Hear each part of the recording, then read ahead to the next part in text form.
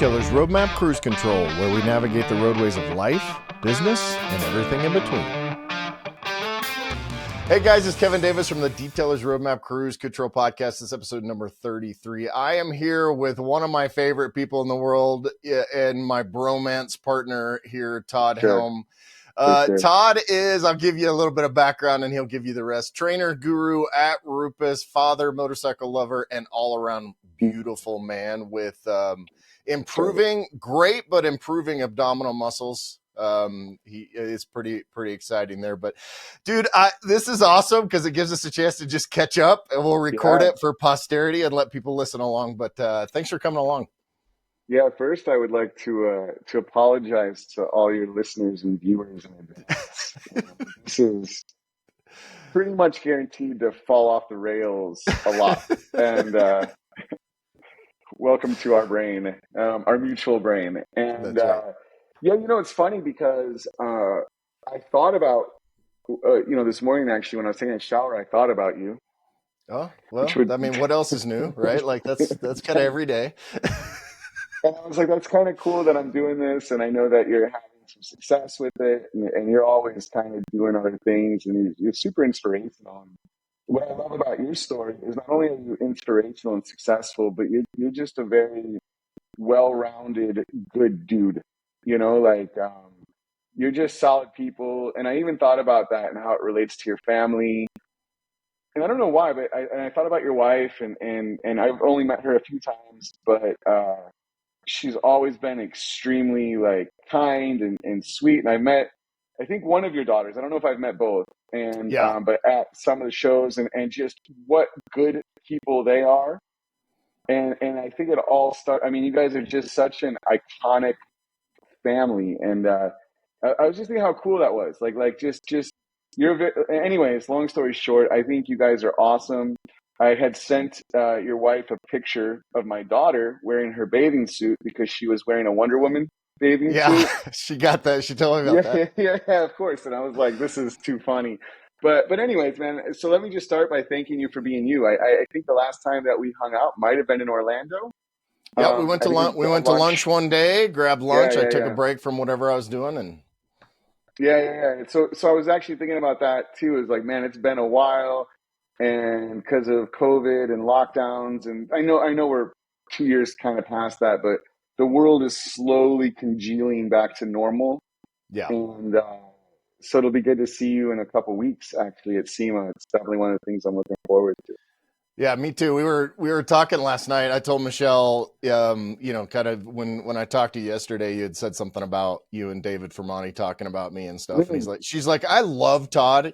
And I'll give a backstory here. The way Todd and I met is we were sitting in the breakfast area of whatever that hotel was, Hampton Inn or Holiday Inn or whatever.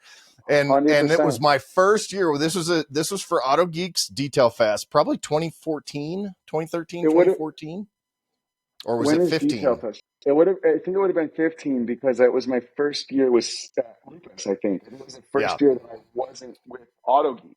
So we had just launched Detailer's Helper, and I overhear this guy be like, you said something sarcastic about you remember this shit? Rupes tool belts or something like that. And Michelle made the comment last night. She said, it is so awesome how close you guys have become because that sarcasm that the both of you share was like the very beginning of your relationship, which I thought was hilarious.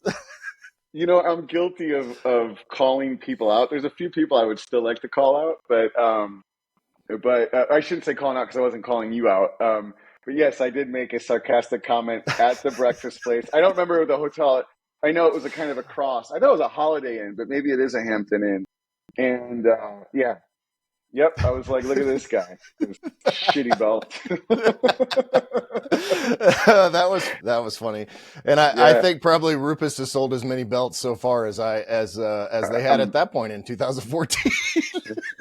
I don't want to talk about that.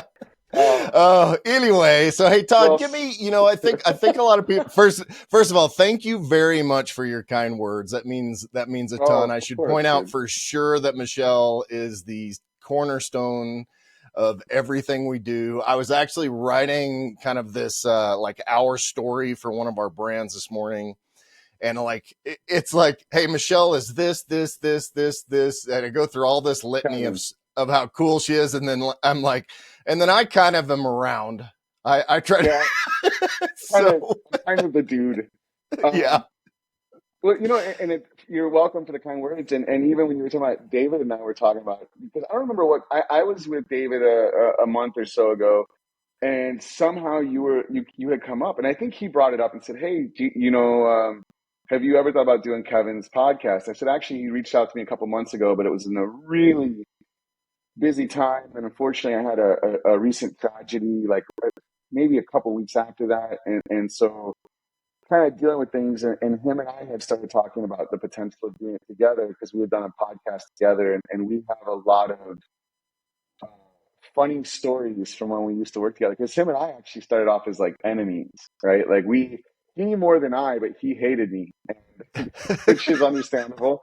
And anyways, one of these days we'll all have to Yeah, invade your well, yeah, podcast. And we're getting him, we'll get him on the schedule soon enough. But so cool. I think most people know who you are. You've been around for a long time. But I always ask on this podcast, what is your superhero, detailing superhero backstory, right? Like that's the Mm, line that I mm, keep using. And you have I mean, you've been in the industry for a long time. yeah, You're quite a bit younger than I am, but you've been in the industry for a long time. And you yeah, were but you at look better. you were at the beginning of kind of how this, not like at the beginning of the industry, but as this movement started Mm. with modernization and popularization of detailing and products and all that. Just tell us your full backstory. I want to know what that is.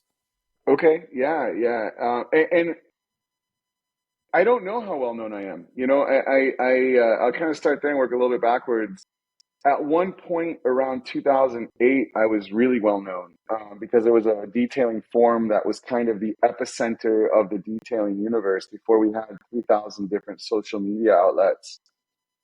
And I had done at the time I was detailing a lot of exotic cars and had realized that the best part for me about detailing these cars and pushing them to a level, because there were a lot of kind of groundbreaking people back then, and now not so much. Now we kind of are copying what other people have already done, in my opinion.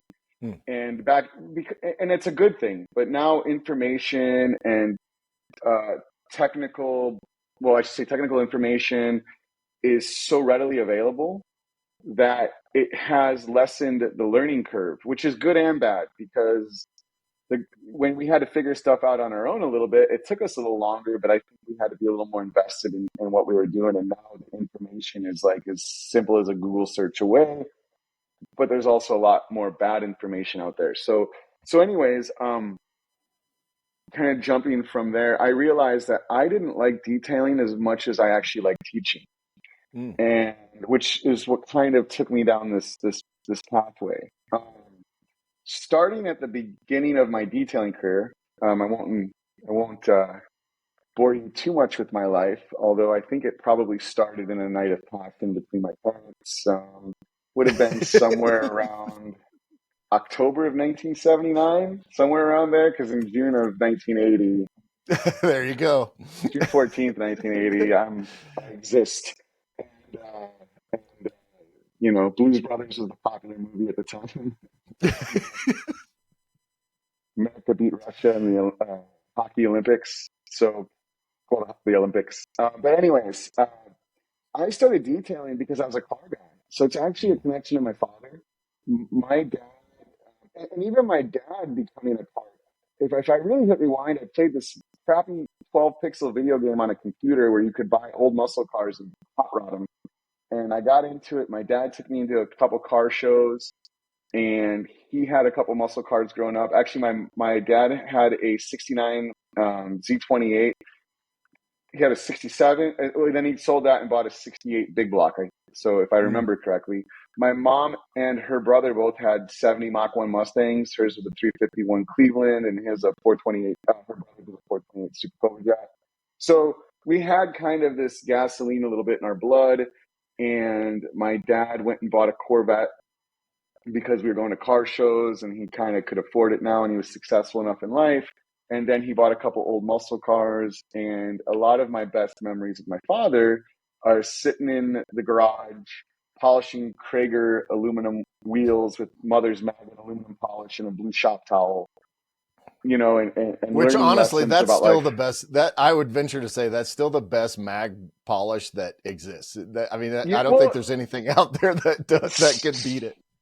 I hadn't seen it in years, and then I had gone to this is probably about 2016 or 17. I went to the Mother's booth, and Forrest at Mother's is a friend of mine and just an amazing human being. And I opened up the tin and smelled it. I looked at him, I said, "This isn't the same." And he started laughing. He told me, I don't remember what year, but they had reformulated it due Mm-hmm. to VOC. And I could smell the difference because it's actually in my DNA. It's probably, I would say carcinogenic, but I need to be very careful, in my opinion. But obviously I'm joking. But anyways, yeah, it was incredible. And polishing aluminum, and then we didn't really do much buffing. My friend Ray, his brother owned a car dealership, like one of these buy here, pay here kind of Mm-hmm. dealerships outside of Chicago, a little mom and pop type deal. And he would pay Ray and I $30 a car to buff them. And it was a wool pad and a DeWalt and a 3M pink filling glaze. Mm-hmm. And I took my expertise to the local body shop and polished a couple cars for them. And I never forget the owner there told me, polish until you could see the whites of your eyes. The painter would wet sand them, like Yeah. probably 800 grit. And so anybody that lives in Chicago or in the Chicagoland area, if you see a 1987 Regal rolling down the road with buffer swirls all over it, that probably is me. Um, didn't detail much, and went to college, pursued a couple different degrees, and was ending my career at college and wanted a little extra money for beer. My parents had given me a black car that was a little swirled up, and I wanted to take it out, and I busted out my old polisher, and I think maybe the first time I ever saw my work in the sunlight, and thought that's not good. So I went online, and the forum I stumbled across at the time was McGuire's Online, which I think was a new forum. And I read these articles by Mike Phillips, and I was blown away with this idea of this is how you do it. Use this, and so I went out and bought all those products, watched the videos, buffed my car. It came out pretty good, and that was the kickoff point. I thought, I'll start detailing some cars and make a little money. I was shocked that detailing to a lot of people at the time and meant washing the car and Mm-hmm. cleaning it, and polishing wasn't. It was, especially in like 2003, 4, 5. It wasn't something you really did. I mean, some people did it, but usually we were buffing wax on with a high speed or something, right? So the knowledge was just starting to kind of get out there, and a lot of people didn't know what a swirl mark was. Well, because And in the body shop they were cutting and buffing, right? But the buffing is filler heavy, whatever. They want to be able to right, get it out the door, and as soon as you wash it twice or you hit it with Dawn like everybody did, all that crap was gone. So right. And ironically, the thing that saved me was the Porter cable. McGuire's had relabeled the Porter cable under I think the part number was G100. mm-hmm. And so that's kind of what I was learning. McGuire's M83, McGuire's M80, and Porter cable. It took forever, but the cars look good. And my brother was building a website, and I never intended to be a detailer. I mean, I went to school. I went to school for evolutionary biology, mechanical engineering, and business. Detailing was like, Yeah. I'm going to pay somebody to detail my car, but I enjoyed it. So I thought this could be fun for side money and whatever. This episode is brought to you by Detailer's Roadmap. Hey, spoiler alert, that's us. We all know you need a kick-ass website in order to be successful with your business. The good news is at Detailer's Roadmap, kick-ass websites, that's kind of what we do. With the latest performance, designs, and SEO strategies, Detailer's Roadmap is your one-stop shop to be successful on the web. And don't forget, we have the best support team in the industry. Whether you're an existing partner looking to improve your lead generation or you need a brand new website, Detailer's Roadmap is here to help you be successful on the web. So go to detailersroadmap.com/success and get started today. That's detailersroadmap.com/SUCCESS. So we start kind of going down I go down that road, and my brother's building a website, and I go on this Ferrari forum, and I say, hey, if anybody has a Ferrari, I'll buff it for you. And the craziness that I heard, oh, you don't buff Ferraris, and some guy's like, yeah, sure, you can do my car. So I offered to do it for free. I drove over to his house, lived a couple hours away. Awesome dude named Dwayne. I polished his 328, a gorgeous car. He loses his mind because it looks like a brand new car. It was actually one of the easiest cars I'd ever detailed. I literally That's one-stepped one it of my with dream cars, by the way. I have a a 328. I have a Magnum Crush, so Yeah, yeah. I've seen your short shorts. Maybe when are you coming out to SEMA? We should put on full mustaches, Hawaiian shorts, and short. I will go walk around Fremont with you. I mean, I do have the shirt because we did the Magnum helicopter ride on Oahu because my daughter Oh, used to live really? there. So I have the official Magnum shirt. So anyway, back to Dwayne and his Do, do, 328. well, more importantly than Dwayne can wait. I just had a Facebook ad yesterday for that shirt, like the red with the flop, Yep. and I'm like, this is the most random Facebook ad because I had, anyways. I think it's kissing. Reading your mind, your marketers at work. I'm gonna get out my aluminum foil, my tin foil hat. If any, anyways, yeah. So I polished this car. I'm driving home, or I get home, and I have something like 18 or 19 messages on my phone. Because in the old day it was a BlackBerry, and I didn't check Mm-hmm. voicemail. And you didn't have the instant. You had to play voicemails one by Yeah. one, so you almost Yeah. had to sit home to check your voicemail. You couldn't do it in the car, and Bluetooth didn't exist, right? Not even the earbuds yet. Anyways, I had like 17 and 18 and 19, and I was just shy of 20 customers, all with Ferraris that were part of his Ferrari group, and he really wanted to start detailing all these Ferraris. Absolutely. So I knew I had stumbled onto something. I just didn't know what it was. And so I changed the name of my company from Tropical Detailing, which was the original name, to Bella Macchina, which is Italian for beautiful machine or beautiful car. And that was it. Which is I kind of started getting, ironic considering you work for an Italian company now. That's crazy how that kind of plays together. But it's very strange. I mean, I The know funny you're a thing is, Ducati fan and like you're a motorcycle, so mm, you have that Italian base. But yeah, yeah.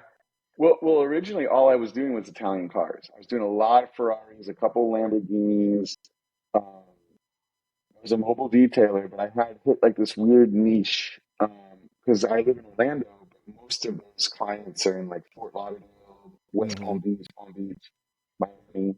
So I would drive down there once a month for like 10 days, and I would actually make more money in a week than I would make 3 weeks here in Orlando. So it almost became my main business model. It was really nice because my son was young. I was making really good money. We were making coding like money in 2005, about coatings. And my son was 3 or 4 years old. And when I was home, I was able to be home with him. Um, so that continued until about 2008, 7 or 8. I ended up traveling over the world.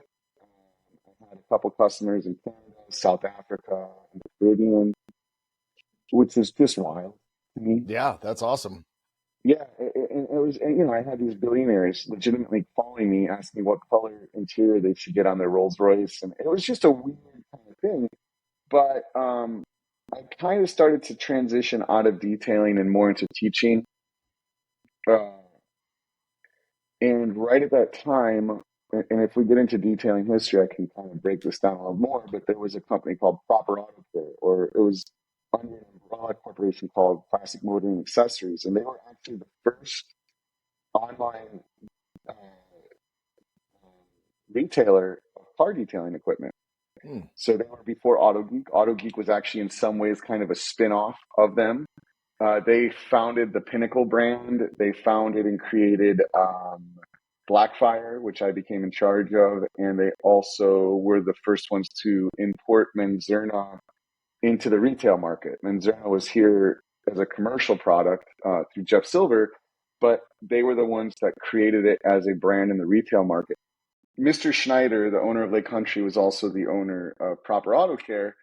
And when I had come in, there's a long history behind it, but they weren't the most profitable company. Um, and we had actually, I think, started to turn a profit, and we were growing. And Jack was the owner or operator and part owner, and then I had done a good job of identifying products and bringing in hot products. And right around this time, actually, is when I met Kevin Brown, which who would have known what an influence that guy would have been in my life. He had reached out to me and in a text said, "Hey, I know that you're a good detailer or whatever, but I think that you could benefit from using a dual action polisher more than just for one steps." And I thought, who the heck is Kevin Brown? Sounds like an idiot. And His bald head, was he bald at that point? probably bald head, contacted me and just said, "Hey, you're kind of an influential detailer. I think that, I've been kind of in the laboratory learning about how dual action or perfecting dual action polishing, or I don't think he would have used the word perfection, but in a very Kevin Seriously? Brown-esque way." And him and I almost instantaneously became best friends.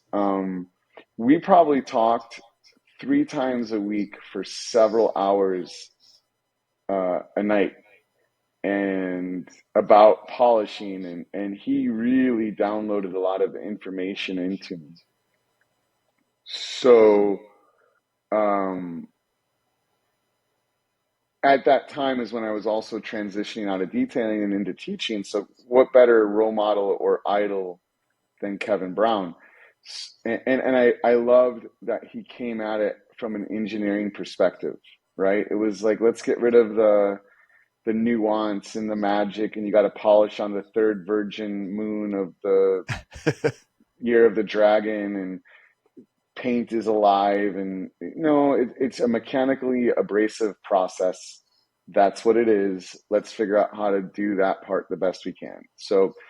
Um, so that actually, in a weird way, that relationship to Kevin Brown is what kind of created my future, because through him, I met Jason Rose, who was testing microfiber pads at the time, and I was fortunate enough to be able to do some of that with him independently. And Although that was this was Kevin Brown at this time. He had already imported the Bigfoot, or no? no, this is pre Way Bigfoot. early, This is 2008, way 7 or 8. way early. Yeah, yeah.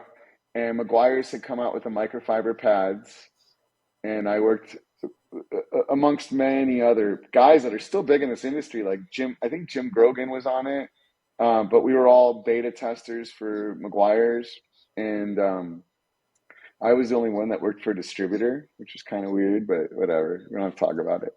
And oops. And anyways, from that, I actually developed a good relationship with McGuire's and became, at one point, the official detailer for Bugatti in the U.S. because of that relationship with McGuire's, which is kind of cool. It's a very non-official title because there were plenty of other guys detailing cars for Bugatti, but apparently I was the official one. But anyways, that was a cool experience. And as I went over to Proper Auto Care and I had my relationship with Kevin, we were able to take advantage of that and really start pushing this idea of this Kevin Brown method of polishing, and it was really mutually beneficial. So because of the economic collapse in 2008-9, Proper Auto Care goes out of business, and I thought, well, I'm going back to detailing, or I'll start my own training or something.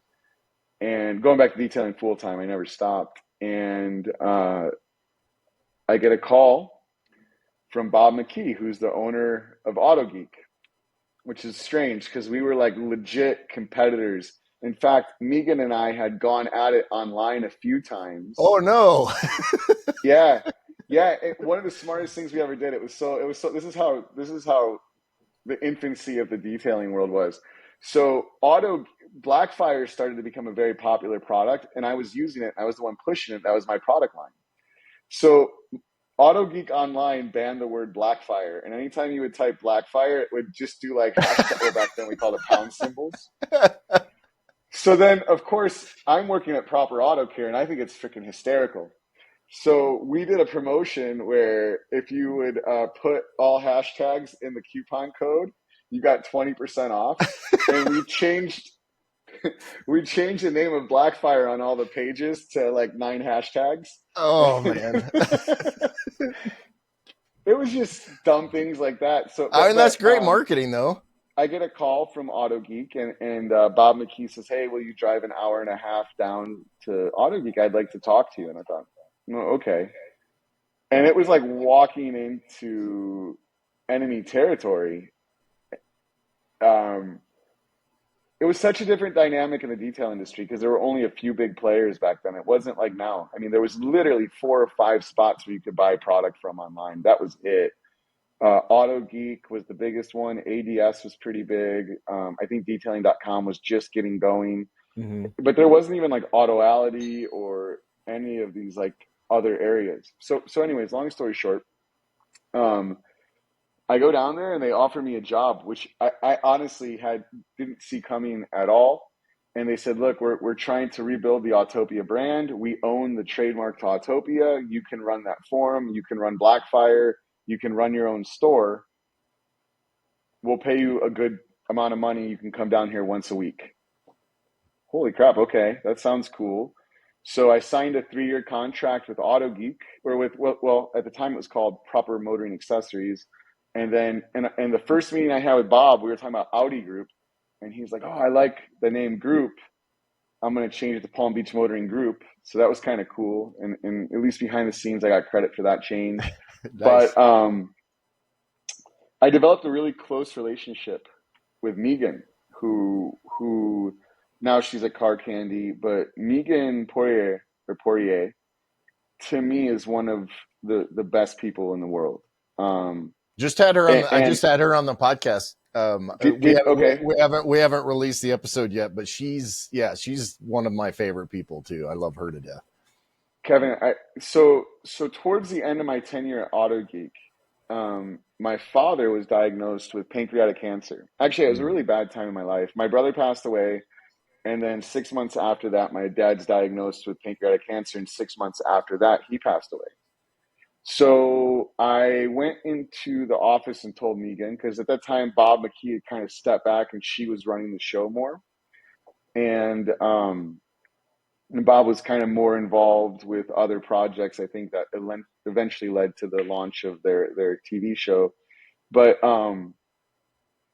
Megan, He and I'll bought never forget his this. motorhome and went on the road. That's a Yeah, at that time the plan was, he was looking for his way out, and he certainly deserved it. He's definitely an innovative person in this industry, and a lot of things that we consider normal now were kind of born in this battle between Proper Auto Care and Auto Geek, which I was on both sides of that. I'm the only one that was on both sides of that. So, but even the marketing that became Pinnacle, and just a lot of the things we take for granted prior to the explosion of coatings was all born in that kind of inferno and competition. And we were on 2 separate sides of Florida, and we didn't like each other, and we didn't make it hidden. It was like 8th graders doing business, and like trying to steal each other's candy. But anyways, Megan pulls me in the office. I'll never forget this. And I told her, "Hey, my father has pancreatic cancer. There's a couple Wednesdays coming up," because I used to drive down 2 hours, an hour and a half to Auto Geek. And I said, "There's a couple Wednesdays I might not make it because my dad, may need me to go out there." And, she looked at me in the way she is, and sugar, or yeah, whatever. And yeah. "You don't worry about it." Her father, I believe it's her father, passed away from pancreatic cancer. So she knew the struggle and kind of how it's a very terrible, it's a Mm-hmm. very terrible disease, and at least how it affects most people, and painful and slow, unfortunately. And so she said, "You take as much time off of work as you need now, because I would rather give you time off, paid time off, to be with your father while he's alive, than to mourn him after he's dead." Which is like, what are you going to do? Mourn the time you should have spent with him, you know? And oh man, every time I see her, I think about that, and I Yeah. hug her, and I probably hug her tighter than I hug anybody else in my life, minus my fiance, um, because she might be listening. But but for real, right? And so that's who Megan is, and Megan was the reason that Auto Geek really. It was a perfect marriage between Bob's kind of shrewdness, but Megan's ability to run a company with passion that motivated everybody. So it was a really good, it was a good time to work there. 2011, November 3rd, I think. I still have the text message. I'm working at Auto Geek. Ironically, I'm using a flex polisher, and I get a text on my phone that was out to about 20 people. Todd Cooperrider was included. I think Jim Gogan and blah, blah, blah. There was a few of us, but it came from Kevin Brown. And Kevin said, "Hey, go to booth like 1027. This crazy Italian, 8/10 of an inch polisher, really smooth, balanced, fantastic." I walk over there, and it's a table that smaller than the one I eat, my breakfast at. And there's a polisher, and I pick it up, and I'm like, this is kind of weird. And what's a Rupes? And I talked or spoke with one of the guys there. I walked back to the Auto Geek booth, and I said, we need to go bring these in. These are going to be huge. And unfortunately, I was told no. We sell other competitive brands to Rupes, and it's not going to be a big deal. Okay. Kevin Brown becomes the first distributor, followed closely by Todd Cooperrider, and then I think like 3 or 4 more people jumped on board. Norcal Detail Supply. Bob Phillips was actually one of the first ones at PNS. He was only selling them in at the time through in his area. But anyways, PDP in Ohio was one of the original guys Mm. too, which was cool because even now we still have a relationship with people who saw the future. And finally, about 8 or 9 months after that, we Auto Geek decided to bring in Rupes, but they left it up to me to write almost all of the material on it because nobody else that worked there really thought random orbital polishers were a big deal. And some of that divide even exists to that day with some of those employees, unfortunately. But I was super happy to have that project. I felt like Rocky Balboa, man. Kevin Brown had trained me, and now I'm going to go do battle with the Russian, or in this case, the Germans. Ooh, did I say that? So I thought it would be fun. No, I'm joking. It wasn't like that at all.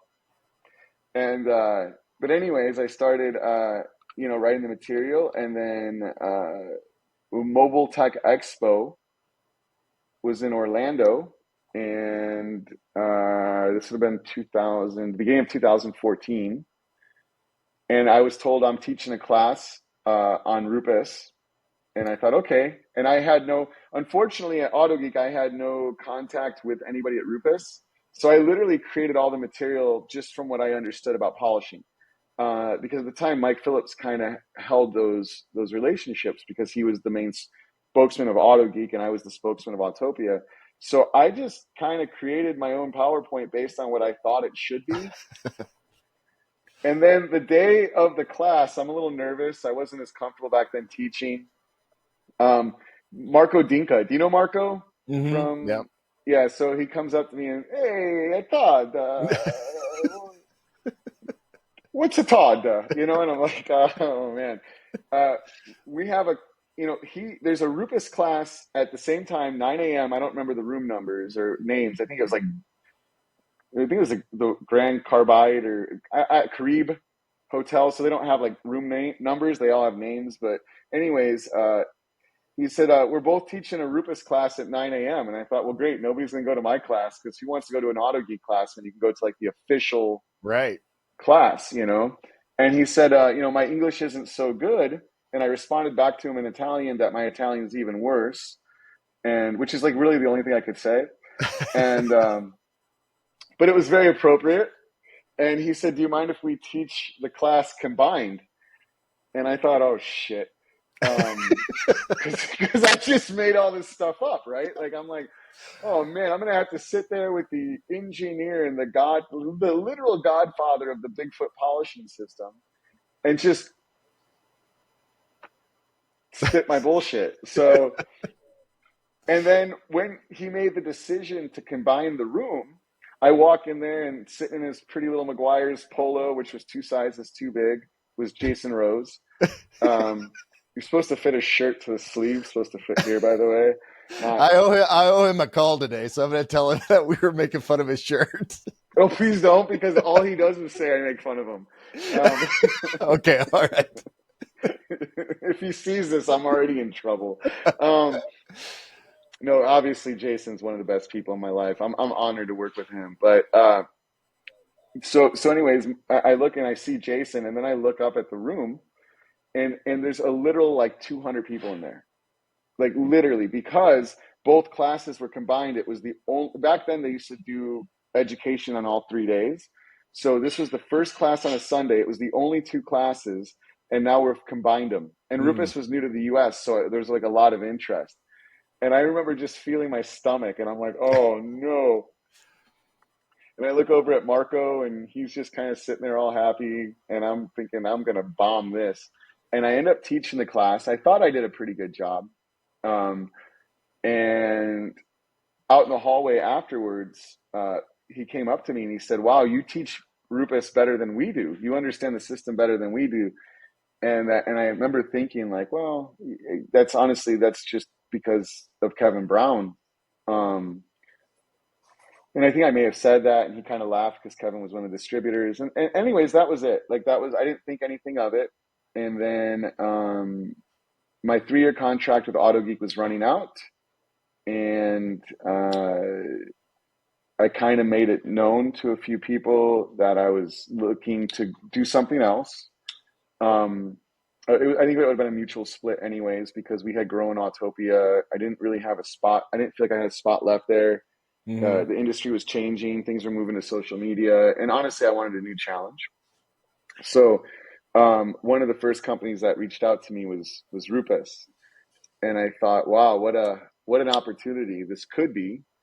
At the time, Kevin, we were such a small company that it was Chip Case and I in a 3PL warehouse in New Jersey, and that was it. So the first year, I literally was the sales manager of the entire country. I had to build the body shop program. There was a lot of behind the scenes work. I think I spent like 42 weeks on the road that year. And then in 2015, we came out with the hybrid Nano and the Mark II, and added Dylan, Jason Rose, and Alberto. And man, the rest of it's kind of a blur. 2017. So that would have been 2017 is when they bought Cyclo out for the Colorado. What year did that happen? So I just want to give people context, because if most people think, okay, Rupes has been in the US this whole time, they launched this out, that's not how it worked. No, and we're still a very small company. I mean, we're not big. I think there's a misconception. Like, people will compare us to a company like Flex. Flex is massive compared to us, especially now with Ego, all that, well, the Sherman Group, and am I talking too much? I feel like I'm just rambling. No, it's perfect. It's great. It's great. I joked with somebody the other day that I asked Kelly Harris to give me his life story, and like 47 minutes later, I'm still smiling and nodded. So he set that. But no, I think this is super interesting, and because one of my goals on this podcast is to kind of educate and inspire the industry, and there's a short list of people that can do that through their own story. And so keep going. I think, especially because Rupes is so popular, that I think people don't really understand the history and how we got. When you say cycle polishers, they're like, what the crap is that? Right. Like that, and so there's this backstory there that I don't think anybody really understands. Yeah. So actually we purchased Cyclo at the very end of 2014. Um, that in fact, I found out about it at my first SEMA with Rupes. I literally met the rest of my Italian family, because we are like a family there, for sure, La Familia de Rupes. And I met them, and then I was pulled into a room, and I was like, "Hey, by the way, we just bought Cyclo." We did, and yeah, so now there's a Rupes USA. So my original email address was rupes.com. My original paychecks came from Italy. I had to mail out my expense reports to Milan. Wow. And then somewhere, yeah. I mean, it was such a different world. Um, and then somewhere in the middle of 2015, although the purchase was in 14, the paperwork was finished, and we became Rupes USA, a subsidiary. And that's kind of what allowed us to bring on somebody like a Jason Rose and an Alberto and a Dylan, So, and then once Dylan's gone on to greener pastures, and I don't know if they're greener, but I'll say that, although I'm a little biased.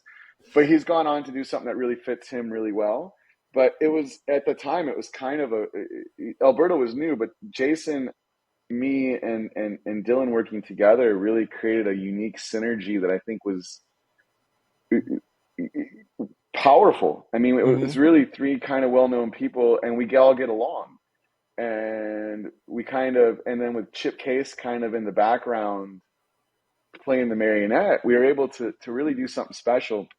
So Rupes was not a big brand. It still isn't a big brand, but it arrived in the US. The first showing at SEMA was November 2011. Bigfoot didn't go on sale until 2012.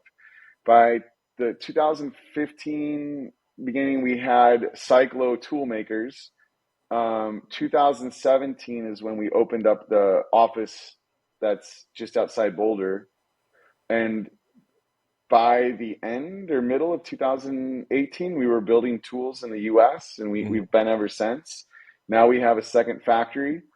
It hasn't been a bump-free road, and I unfortunately I probably read too much social media, so that can kind of, because the perception for a lot of new detailers, and one of the things that helped us was not only did we make polishing easy with random orbital technologies by improving random orbital technology, but then the coding explosion took off. So you had a lot of people that didn't have a lot of experience polishing, and that really is a system that allows you to deliver a result faster than what I used to get in 50 hours with a rotary. So we kind of were able, in my opinion, to ride that wave a little bit. But now I talk to new detailers, and they act like we're some big old company that's just been around, and we're like the corporate bad guys, We're like the Walmart or something. The fat cat, the detailing corporate fat cats, right? As they say. We are 100% not that. We are a small company. We are dedicated to employing people in the U.S. I think there's about 30 or 40 people that work at the factory in Colorado. I don't know the exact number, and I would hate to misrepresent it. Probably 10 or 15 in Houston, somewhere around there. Then we have like our technical team and our sales team and the people that you kind of see out and about. But we're not a big company, but we're growing. And it's an honor to work for a company that's invested into the United States, that where all of our competitors are kind of going in other places of manufacturing or outsourcing their manufacturing or private labeling. We're kind of doing it all, and we're doing as much as we can in here, but we haven't lost our Italian kind of passion or heritage or whatever. So at right now, today, Rupes is doing great. We have the new CEO, Rob, is amazing. Jason Rose is still doing Jason Rose things, which is, I mean, he's just such a good person. But we've also developed a lot of talent internally, like guys like Alberto that's been with us at the beginning, who, in my opinion, personally, Alberto's one of the best trainers in the industry. He just isn't known as much because that's a new transition for him. But he's such a technical and caring guy that sometimes I watch him teach a class and I'm like, man, I hope I can be as good as him one day, you know? So it's kind of like it's just been a really exciting journey, and I'm really proud of all the lives we've improved and changed, and man, it's and I feel lucky, you know, to end up with I never thought I'd work for a company for 9 years. I used to own my own company, and that's where I always kind of am. You're an entrepreneur, so you know what Mm. it's like to run your own thing, and there's something very special about putting all of the responsibility on your shoulders and making it happen. So I kind of figured that's where I would end up. This episode is brought to you by Detailer's Roadmap. Hey, spoiler alert, that's us. We all know you need a kick-ass website in order to be successful with your business. The good news is, at Detailer's Roadmap, kick-ass websites, that's kind of what we do. With the latest performance, designs, and SEO strategies, Detailer's Roadmap is your one-stop shop to be successful on the web. And don't forget, we have the best support team in the industry. Whether you're an existing partner looking to improve your lead generation or you need a brand new website, Detailer's Roadmap is here to help you be successful on the web. So go to detailersroadmap.com/success and get started today. That's detailersroadmap.com/SUCCESS. But then I have this like once in a lifetime opportunity with a once in a lifetime company. And the thing I'll finish with Rupes too, and this one I have to be careful with, Kev, because sometimes I get a little teary eyed, but this is absolutely 100% a true story. If you guys remember the beginning of COVID, one of the first cities that was hit really hard was Milan. Internationally, it was actually the first outside of China epicenter. And Milan shut down for 7-8 months. Rupes is based in the outskirts of Milan in an area called Bremezzo, but it's literally 15 or 20 kilometers from the city center of Milan. For all intents and purposes, it's Milan. Mm. And it's just an industrial manufacturing area of Milan. And so they close down. Rupes closes down. International business closes down. The U.S. goes into lockdowns. We close down. And we're all kind of wondering, what does this mean? You know, like, I have a traveling job. I'm not traveling. At the time, if you know, April, May, June, nobody was selling anything. You know, and Guido Valentini, who's the owner of Rupes, I've had the pleasure of meeting him probably 8 or 9 times. It's just a ridiculously awesome gentleman. Mr. Valentini sends out a letter to us, and I'm kind of paraphrasing, but it said, for 73 years or whatever the time frame was, you have taken care of my family, because Rupes is a family-owned company. We're a small company. You've taken care of my family, and we've saved money, and we're prepared for a time like this. Now it's my honor to take care of you. Nobody will lose their job. Nobody will be replaced. Everybody will receive full pay. And as a family, we're going to make it through this together. Wow. And I actually get goosebumps. I'm actually like legitimately getting goosebumps, because I think, who in modern day, unless you work for a family-owned company, works in a situation like that? And that was the day that I kind of silently swore my loyalty to Rupes. It's not just a job for me. It's kind of a career. It's where I want to be. And you know, I've had opportunities from other companies, and actually some of the companies, man, they're doing great right now. So I'm like, oh, that would have been cool. But I've never even entertained an interview with another company.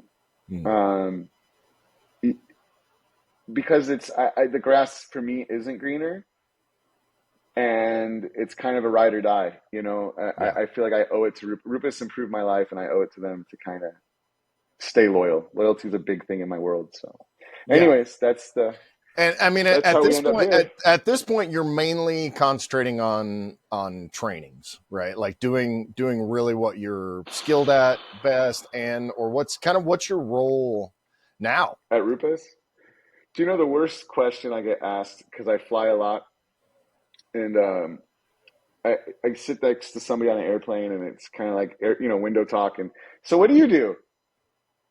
I don't know. I have struggled to find a short phrase that sums up what I do. I usually say I work for an Italian tool company, and they go, "What kind of tools?" And I'm like, "Polishers." And they're like, "Oh, for like cars, you know?" And it's like, yeah. Oh, okay, sounds good. And they go back to reading their Facebook or whatever. I'm like, all right, avoided that one for today. Um, I don't know what my role is. My title is senior technical advisor, but that's only because I picked that title like 3 years ago and we just stuck with it. We literally sat down like, what do you want to be called? And I was like, well, I want senior. And they're like, well, I have actually a whole printout of like 12 different business cards from technical sales manager to national sales manager, which I never officially was, but I do have a business card that says that because I was the only sales manager, to technical development.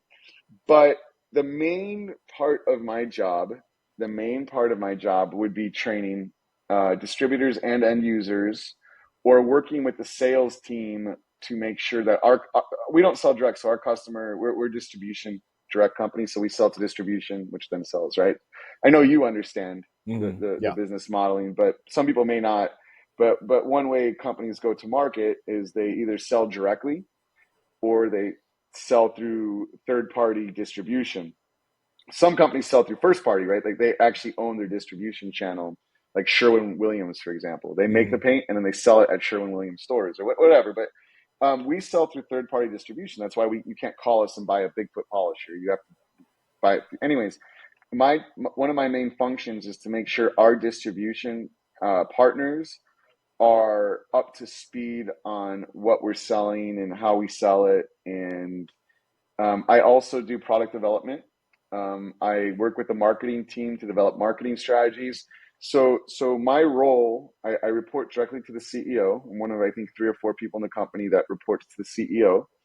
And I kind of float between the different sales, marketing, and training and try to make that all work together. In some ways, I have a very similar job to Jason Rose, and I do a lot of projects with him.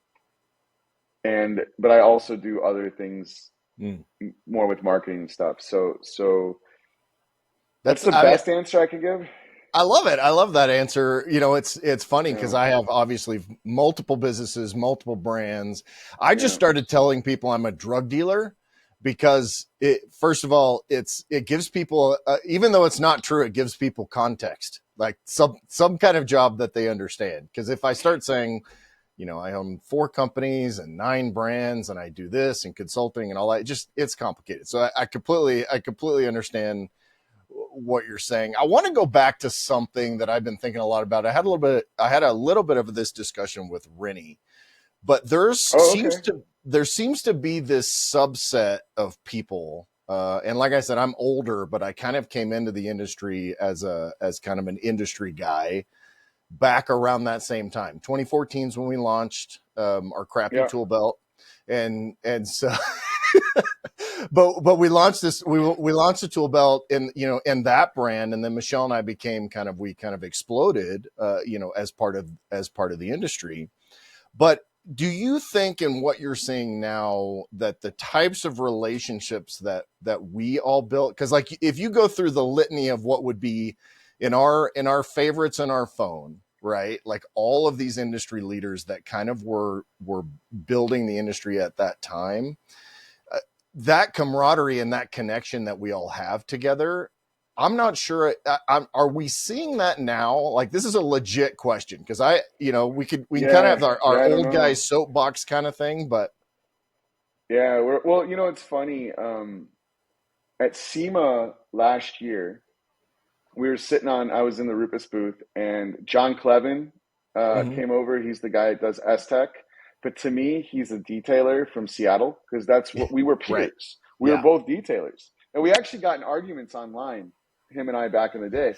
And then Phil from Detailers Domain came over. And again, Phil Phil's another Ward, guy that yep, I knew him as a detailer. We were young pups talking shit to each other. And then Troy from Auto Obsessed walked over. And mm-hmm. Troy was another guy that in 2008 was a detailer. And we started laughing. And I forget, somebody else came over. And I just started laughing, and I said, "Holy this is it. We're all the old men now." In 2011, we all would have been at SEMA, 10 years younger, going out and partying every night, and now we're like, "Get off our lawn," Oh, you know what? Maybe Rennie did walk over. Maybe Rennie, because PNS's booth was right over, and I just, we've all known each other for 10 or 15 years, and we've all kind of grown up in the industry together and all doing different things, right? Like what John Clevin is doing with S-Tech is freaking incredible. He's everywhere. And he's such a good, smart business guy, but he's also an incredible detailer. That was his background. And of course, Phil at Detailers Domain, and people in the US may not be as familiar with Troy from Auto Obsessed up in Edmonton, but again, top-notch detail shop, one of the best detailers I've ever met, and a really good business guy. So, and then of course, Rennie, the way I met Rennie was, and I think I told him this, but I don't think he actually realizes how true this is.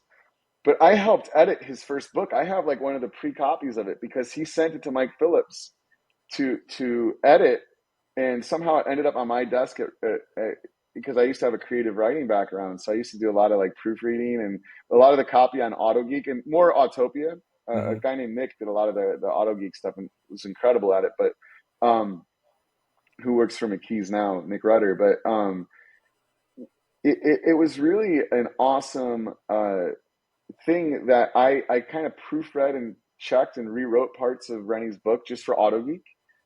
And so I met Rennie and I'm like, oh, you're the guy with the book. This was like probably 2010. Rennie was a dude that he didn't even wear skull caps back then. You know, he hadn't started this whole shtick. And then I saw him at SEMA and he's wearing like a freaking, like, he looks like Slash from Guns N' Roses, you know, wearing like a fedora or something. And I'm like, what the hell happened to Rennie? And, but you know, it is funny. I don't know how those relationships are. I don't know, you know, as we all get gray hair and stuff, what does that mean for young? There's a lot of young up and comers, even Barry Thiel, although he came in a little bit later. Barry was, we used to call him Buffer Barry. He was this kind of like rednecky detailer from, you know, Amish country that we made fun of because he used to post pictures of him smoking a cigarette, buffing with his DeWalt, you know. And now look at SB3 and the following and the brand he's created. Or I knew Matt Kelly and his brother when we were detailers. Matt Kelly wasn't in a detailing world or did the whole Ceramic Pro, and we were just dudes polishing paint and maybe right place, right time, right synergy, and we all had different pathways to kind of grow. And now it's weird because a lot of the people that are in the industry, when I walk to SEMA, it's like a reunion. You know, it's I don't know what it seems like every year now there's more coating companies and more but they're still being successful. You know, there's still new brands coming out. But I think we're seeing a shift. I think social media has kind of changed it. Everybody, there's this diversification, and during COVID, there was a lot of new detailers, and I don't know. The industry is definitely changing. I give you a different example. I know it's not what you asked, but when I first wrote, I wrote all of the training material for Rupes originally, right? Even before we had Jason, and now I still write the majority of it. So if you've been to Rupes class, I would say probably 95% of that I've written. That's it, you know, but I work with the team. It's not just me, but I do the primary authoring, and then we run it through a series of checks. And my first classes were trying to convince people to use a dual action polisher. So I would say, hey, who in here uses a polisher? Everybody raises their hand. Who uses a dual action polisher? 3 hands go up out of 40. Who uses a rotary? 37 hands go up, right? Now I teach a class and I go, who's ever even used a rotary? And 3 hands go up. Right, because it's a shift, right? It's a new market. Most of the old school guys now own businesses and have employees. They're not trying to you know, so and again, Rupes has been able to ride the wave, but yeah, I don't know what the next big technology is. You know, I even a funny story I thought about this morning in the shower when I was thinking about you, and I was Thanks.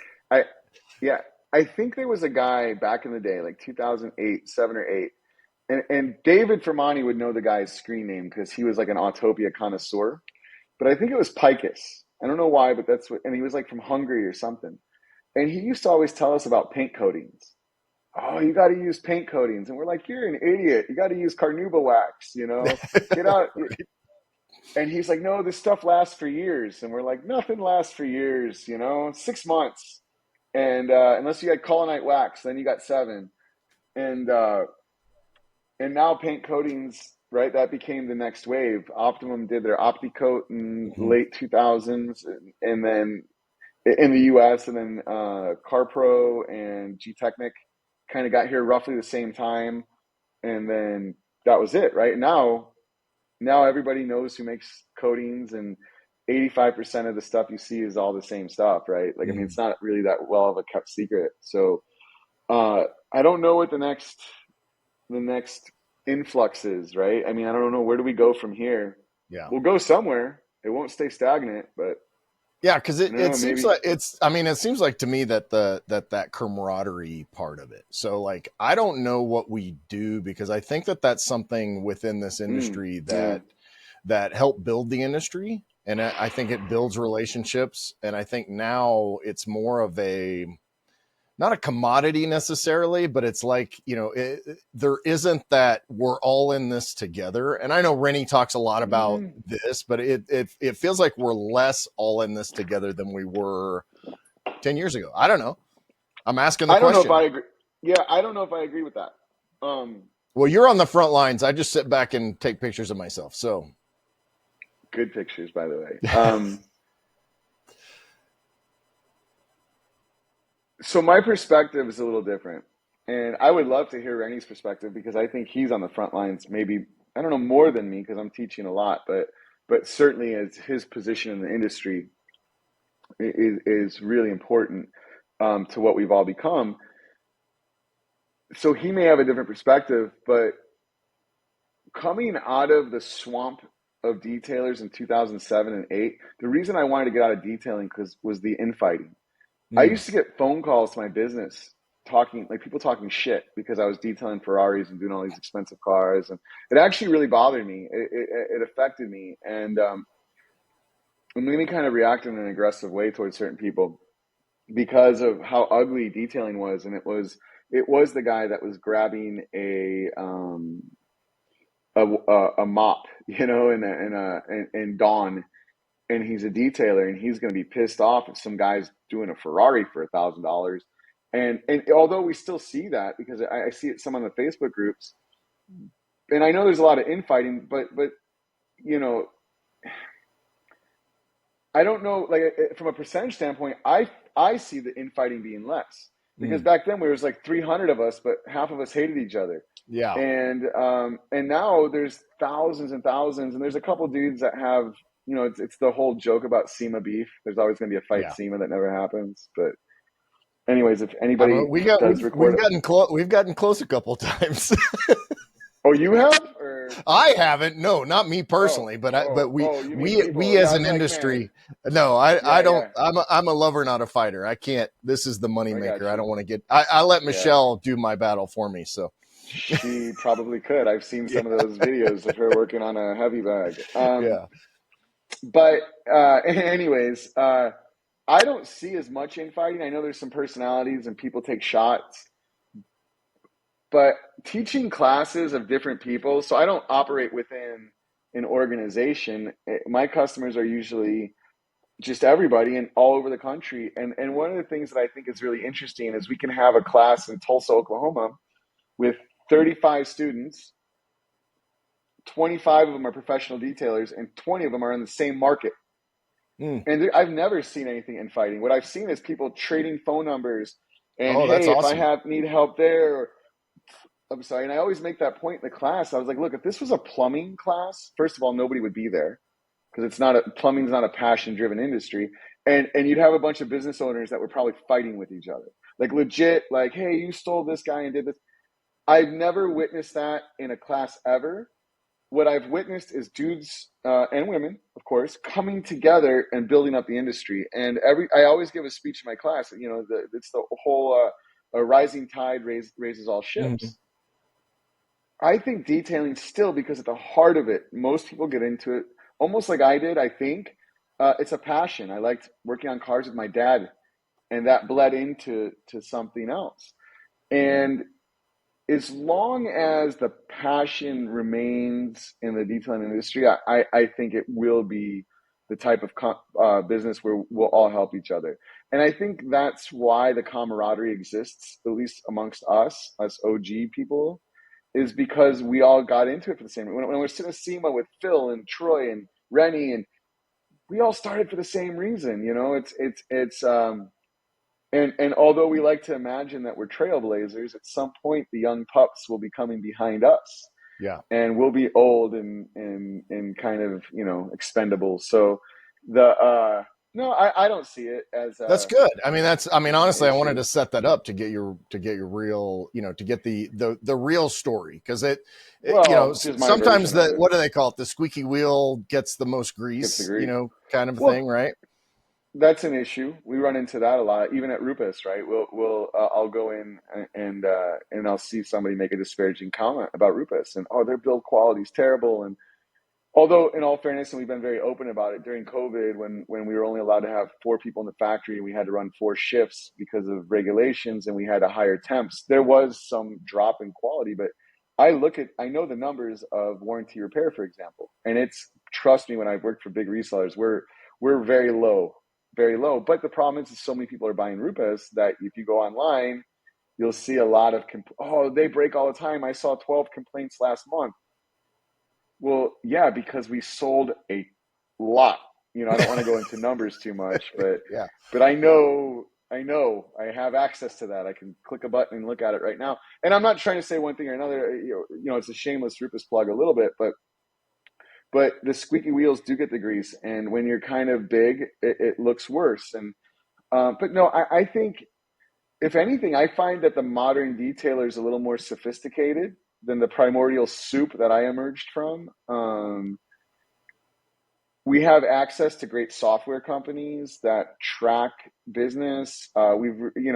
Organizations like the IDA continue to plug away and try to make this a more recognizable and unified group. And I think they've done a good job. So in that respect, and then the access to information, the only thing that's stopping detailing from getting even bigger, I think, is the egos of some of us detailers. But that's understandable because it's a passion driven thing, and ego and passion tend to walk side by side or hand in hand. So, Yeah. but no, I think the future of detailing is good. In fact, I think that what I witness, and I don't know if I don't have any like data on this, but as people's lives become busy and they tend to rearrange their recreation, a lot, it's not like Sunday morning where dad and mom, or dad usually, right, back in the day, was outside washing the car. It's not like that. Mom's running the daughter here, the son here, dad's running the other kid here. They're doing it, and life becomes more busy. And I think that the detailing in that aspect will remain necessary. I hope Yeah. so. Plus, it's not just car washing now. Now detailers are enhancing paint and adding real world paint protection, and so I don't know. I think the future is pretty bright. Yeah, I mean Um, and I love that point that this is shifting to that. And it just occurred to me that one of the advantages is if you want somebody to make your car look awesome, it doesn't take 50 hours to do it. Like it takes 4 or 5 to get to most people's level. And obviously it's not, well, yeah, yeah. obviously it's not a direct comparison, but what I'm saying is like I can Mhm. drop my car off in the morning or have somebody come to me, and by the time I'm done for the day, it's done and I have it back and it looks phenomenal. And on the side, the guy's business is handled through apps and software, and he's using Rupus polishers to make his job that much faster and easier. And the systems, like it seems like it's allowing all of the technology and all the advancements are allowing people to be the best that they can possibly be with less effort in order to get there. Yeah, and although this has nothing to do with detailing, that's actually a fear of mine as well. Not in the detailing world, and business should cater to that because that's smart. But sometimes, like for example, when I was a kid and I wanted to learn about cars, I had to get in my car and drive to the library and check out books. So the effort input to get to the output was already considerable. So you had more invested, right?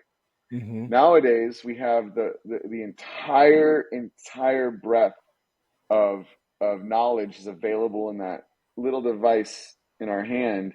and we argue about politics and look at funny cat videos. and So, not all of that information, to your earlier point, not all of that information is accurate, right? Like somebody well, said, that's the other problem. I read Yeah. some data point where they said people under 30, like 52% of the information they get comes from TikTok.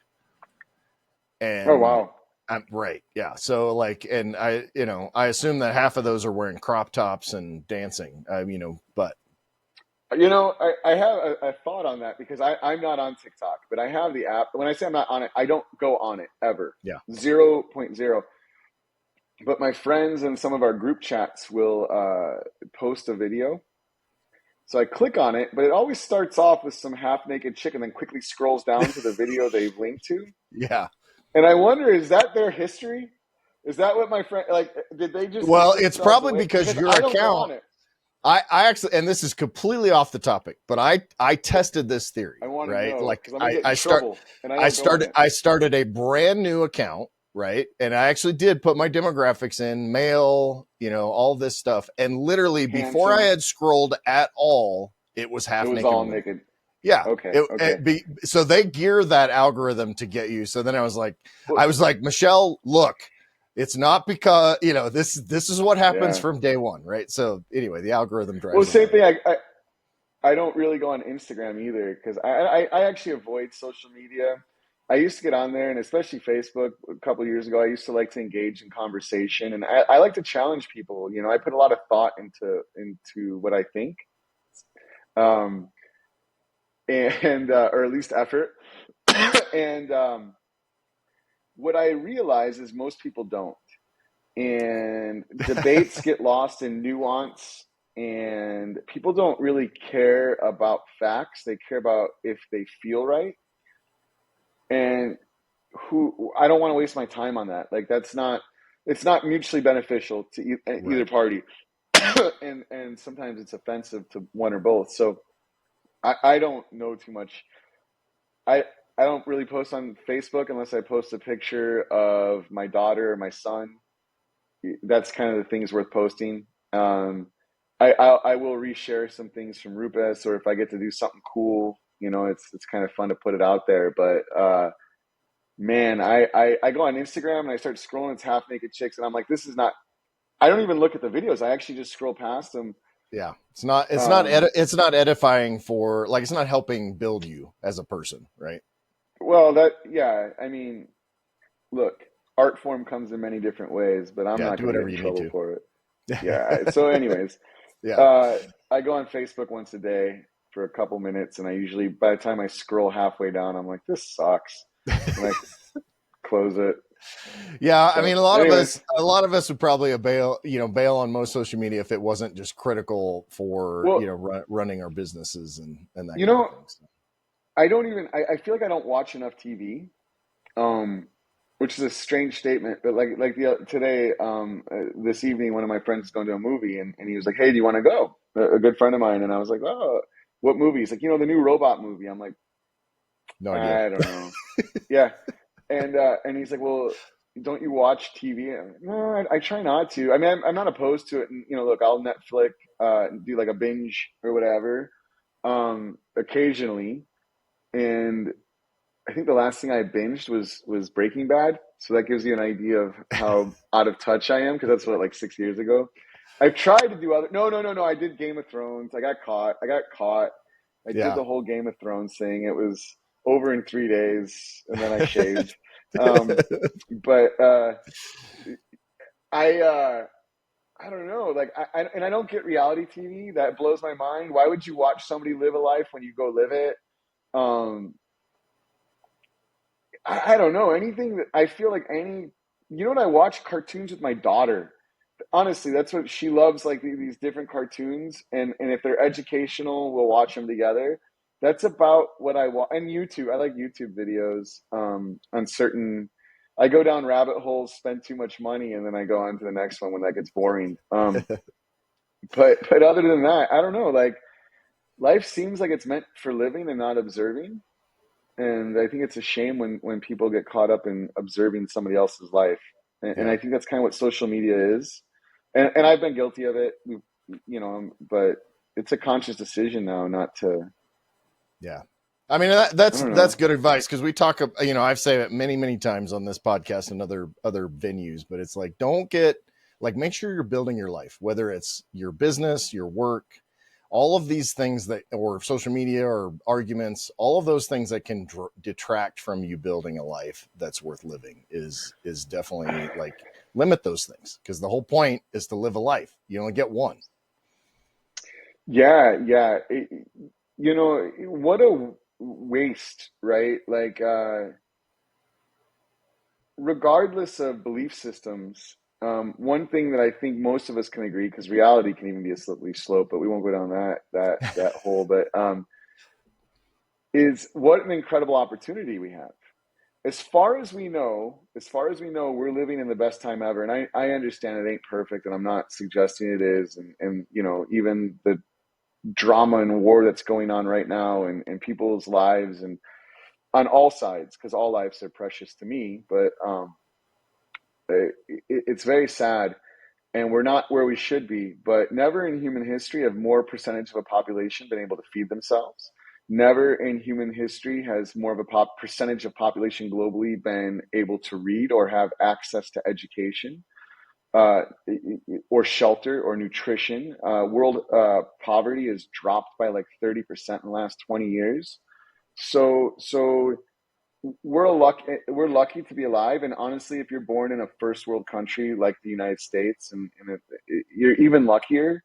So I try to remember all that when I'm having like a down day and I'm Mm-hmm. demotivated or I'm lacking inspiration, that it would be a shame to waste this opportunity. Like what a even in my youth, I used to be a little more aggressive and talk shit. And as I've gotten older, maybe, I don't know if it's age, maturity, one It's comes from usually the a little bit other, of both. It's usually a little bit of both. Yeah. but I'm more invested in positive experiences. I'm not interested in drama, or it just seems like a dumb way to live, and waste this opportunity. I have a neighbor, and actually, this all occurred to me like 15 years ago. I still live in the same house, and he is still a very miserable old man. And it's weird. He hasn't ate. I think he might be a vampire.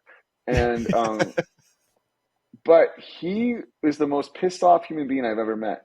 Like, he would complain about if I had music too loud, or which I'm not an obnoxious neighbor at all. But on a Saturday, if I'm out in the garage, I have music on. It's not loud, I promise you, but it's not. I'm just enjoying it. He would complain about everything. He bragged about moving my son's bus stop out of the cul-de-sac when my little dude was really little, because now he's not. And anyways, it kind of occurred to me that this is a miserable human being. And when he wakes up in the morning, he's miserable. And every experience he has viewed through this lens of misery is going to make him more miserable. So if he wakes up and stubs his toe, he's not going to be grateful he didn't break his foot. He's going to be pissed off that he just hurt his toe. And now he's really angry. And then he's going to go brush his teeth and he can't find his toothpaste because his wife used it or whatever. And now he's going to be even more pissed off. And it's just a spiral. Yep. And then what happens is, one day you're 84 years old, you're prepared to meet your maker, your experience on this planet is over, or maybe all experiences are over. And what do you have to show for it? You wasted this opportunity being miserable. And the path, in my experience, to avoiding that type of eternal misery is to move forward. Challenge yourself. Look at new experiences. I always tell people, don't read the book of from that gives you the point of view you want to hear. How about read like somebody else's point of view? Challenge your own beliefs. Try to experience it from all angles. I think travel. If you have the opportunity to do it, travel is so vitally important Mm-hmm. to see how other people live, and to see how we all might be different, but we're all really the same. And it breaks down barriers, and it dispels fears, and it builds camaraderie amongst people, and humans are tribal. Anyways, I mean, I could go on days about this, but um, challenge yourself, move forward, invest in yourself. You're the best investment you can make. Invest in your health. I've been type 1 diabetic since I was 18 years old. Health is super important to me. I woke up this morning at 5 a.m. and ran 6.5 miles. And I'm not even a good runner. I run because I hate it. I know it sounds funny, but anybody that does that can understand the I run because I like to run behind my wife. That's the only reason. I just stay 3 or 4 feet behind her. It makes my run so much better. But does she set a good pace for you? she's a little slower than me. She's got a Is she? slow stride, but I admire the view, and we go out and challenge each other. So definitely fun. That's great though. I actually I believe that a couple that works out together, I think that's like one of the most powerful bonds. Mm-hmm. If you're especially if you're willing to push each other and kind of go to that ugly place, because Yeah. sometimes working out can get a little like I let myself mentally go to a very ugly place to get where I need to go, because when I'm done with that, I can switch that off, and then that's when I feel proud of myself. Yeah. That kind of self-worth that's so important. How far do you guys usually run? I mean, we just did a 10K. So we train for 6.2 Michelle. miles, yeah. Michelle signs up for these Wonder Woman 10Ks every year. So the virtual run, so she can get her little medallion and Okay. clothes. And so we just did that 10K. And so we're doing like 5. We're just going to keep up and do, 3 5s, that kind of thing during the week. So we did What 2 full marathons, and we've done a whole bunch of halves. And I don't know that I'll ever do another marathon. I am not built. I'm very top heavy, got skinny legs, even though I don't skip leg day. It's just, I'm just not meant, I'm not a runner. I'm not built like freaking Corey Carruth. So Well, I was actually going to bring that up because it's funny because Corey and I started kind of running at the same time, and look what that guy can do now, and I can't even get close to it because my chassis is not built for that. When yeah, I was in college, I was powerlifting and running. I think on my body and my frame, I'm 6'5'11". I'm lean. I'm over 200 pounds. yeah, So I'm just kind of it's tough, and I don't have. I think there's a certain. It's like boxers or basketball. Everybody's kind of got a body type. Um, I've never done a marathon. I would love to do it, but I feel like I'll never get there. It, you need to just, dude, start training. Honestly, at well, 18 miles, if you can do 18, no matter how good of a shape you're in, I mean, we're not talking about Corey Carruth level and, Nairobi and all that stuff. The last 6.2 miles is pure will misery. Like yeah. so just be able to do 15 or 10, if you could do a half, you're almost, might as well just do So the other half. so one day I did a half just because I did. I've never done it competitively, but I went for like a 10K run, which is like 6.2 miles. And that's like a little under an hour, my pace, right? Like, Yeah. so I'm not like smashing a great pace. I think I was probably about 56, 57 minutes, but I felt pretty good. And I was like, oh, I'll just do another couple miles. It's like a long road trip, right? It's like if you're Yeah. only running a mile, you're like, oh, Yeah. oh man. But if you're doing like 7 or 8, you don't even look Right. at the distance because you'll just make yourself miserable. It's like when you're almost about to land or something, you're like, oh, only 20 minutes. And those last 20 minutes are longer than the whole flight. But anyways, yeah. So I just ended up, and I think a half is like 13.1 or something like Yep. that. And 13.15 or something like that. Yeah. so maybe I didn't make it because I'm pretty sure I quit right at 13.1. But I'm like running. I'm like, oh, I feel pretty good. Let's just keep going. And I was like, I'll do the route twice. And then I do the route twice, and it's, all of a sudden I'm somewhere around 12, 12 miles. And I'm like, well, okay. But I mean, my legs were freaking, Yeah. it was like running on jello. Yep. My heart rate was probably had settled in at about 175, 180. And at 180, I can't breathe. I kind of have a high heart rate. I'm the same So, way. so Yep. yeah, my resting's good. My resting's in the high 40s. So, but when I run, like some people are like, oh, mine's at 135. And I'm like, I'm 180. It's like a hummingbird heart. I don't understand. Um, and if I'm at 180, that's when I feel it. Like that's when breathing's difficult, and we're not having a conversation. It's not a jog. Although at this point it was because my pace was probably getting in like the 12:30, 12:40 mile range, which kind of made it worse because it was like lumbering Just along. takes forever. Yep. Yeah. But anyways, I ended up getting 13.1, and then it was funny because like 2 days later, my legs felt like I did a heavy leg day. Like the next day I was okay, and then I got out of bed the next morning, the second morning after, and my calves, my every muscle, my hip flexors, my butt, lower back, like things I didn't even know. Like they hurt in areas that I've never even knew existed. And then I look at Corey. The funniest story with Corey. So we both started running around the same time. And I saw him at SEMA, and we were talking, and we were both running like 5Ks and whatever. And he's outside smoking a cigarette. And I'm like, hold on, dude. You just did a 10K because he had done one, and you smoke. And he's like, oh yeah, it doesn't affect anything. And I'm like, okay, because if I smoked, like I couldn't even get out of bed running. And he's like, well, when I get back from SEMA, I'm going to quit smoking and I'm going to start putting in some distance. And I remember thinking to myself, I'm like, yeah, okay, dude. Well, he quit smoking. Now Mr. freaking Goggins is, but what a body type for it. To be able to run a 10K while you smoke like a pack a day or whatever he did. And I'm sure now, like, there's no effect left in his body. That dude he's such an animal. I haven't seen Corey in a couple of years. I assume he'll be at SEMA. Yeah, I don't I'm know if he sure he'll will. be at SEMA. Yeah, if you Sure Corey owns Car Pro. Corey was very overweight and smoker, and he turned his life around. So he's a great inspiration to follow, because I remember having dinner with him after MTE in like 2015, and he's smoking in the parking lot before we went in. He's smoking when he went out. He ate just absolute junk, and so that's a great inspirational guy for sure. I signed him up to sell Rupes when he was doing Sky's the Limit. We had gone out to eat in Orlando at I think it was a Cuban restaurant, and he was out in the parking lot smoking before and after, and I was like, whatever, and he was kind of a little chubby, and but Corey, he's an inspirational dude, and he's an animal. Like he's just he's such a good person, right? Like such a humble. A lot of people in this industry are just solid people. There's a couple guys off the air I'll tell you some stories about that I don't like at all. Yeah, we can't talk about that, but hey, man, the three people that are still listening to this episode after an hour and a half or however long we've been talking, I appreciate that you stuck with us, but are we down to three?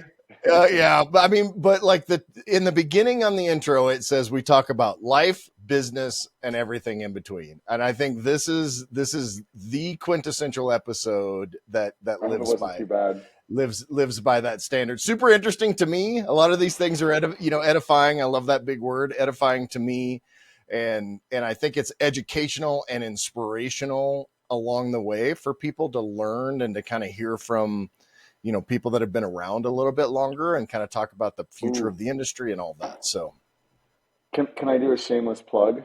Absolutely. I'm going to, tell us how to find you, do all the plugging you want. I don't want anybody finding me. I know where his house is. I'll give you the address offline, but we'll put it in the show notes. Absolutely. You know where it is. So first of all, one of my earpods kicked out. Yeah. Wow. My battery on my Mac is almost dead. This is funny. I would say, first of all, thank you for having me on, Kev, and to the three people, I'm sorry that you had to put up with us. And hopefully more people see it in rerun. But if you're coming to SEMA, please, please, please, please, please come to the Rupes booth. Actually, on October 24th, there will be a launch video, a kind of a pre-release video of some of the technologies that we've been working on. And Rupes's tagline is innovation, technology, and design. And we know we've been late to the party with certain technologies because of a number of reasons, and we're a small company. But don't worry, Rupes is good, and we will remain an innovator. And some of the things that we'll be talking about, and it's actually the video on October 24th is a very small selection of what's coming. But check out the video on October 24th. I think you'll be able to find it through Rupes or YouTube and whatever. And I'll beg Kevin to post a link on his Facebook. I will. Stay tuned for that. And then also, please, please, please, if you're at SEMA, come visit us, say hi. It's a big deal. It's always great to meet people. So, awesome.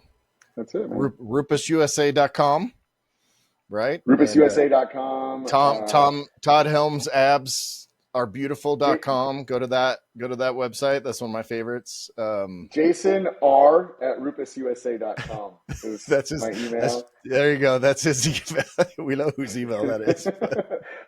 Well, my email, the best way to reach me, because I get Facebook messages and stuff, and unfortunately, there's too many points of contact nowadays, so things can go months without a response. The best way is Todd H, Toddh at rupususa.com.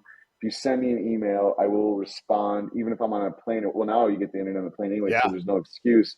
But I try to respond within 24 hours to any email. If anybody has any technical questions or anything I can help with in any way, shape, or form as it relates to Rupes, please, please, please, you're never bothering me.